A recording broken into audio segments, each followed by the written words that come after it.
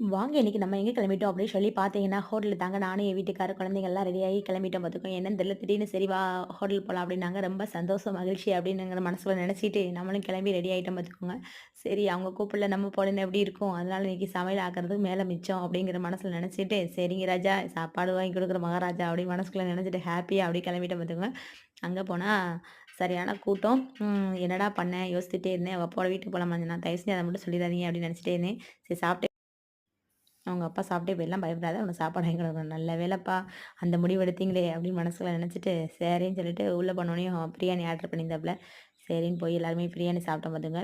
சாப்பிட்டுட்டு மெதுவா வந்தோம். நல்ல வேளை கூட்டமா இருக்குன்னு வீட்டுக்கு கூட்டு போலயே அப்படின்னு நினச்சிட்டு சாப்பிட்டுட்டு ஹேப்பியா வெளிய வந்தேன் பார்த்துக்கங்க. ஏன்னா இன்னைக்கு சமையல் ஆக்குற வேலை மிச்சம் பார்த்தீங்களா? பெண்களுக்கு ஒவ்வொரு பெண்களுக்கும் இந்த நினைவு தான். யாராவது சாப்பாடு வாங்கி கொடுக்க மாட்டாங்களா? அந்த வேலை மிச்சமாகாதா அப்படின்னு தோணிட்டே இருக்கும். எனக்கு அப்படிதான் தோணும். உங்களுக்கு இந்த மாரி தோணுனா நம்ம சேனல் சப்ஸ்கிரைப் பண்ணுங்க, லைக் பண்ணுங்க, ஷேர் பண்ணுங்க. பாய் அடுத்த நல்ல வீடியோ சந்திப்போம்.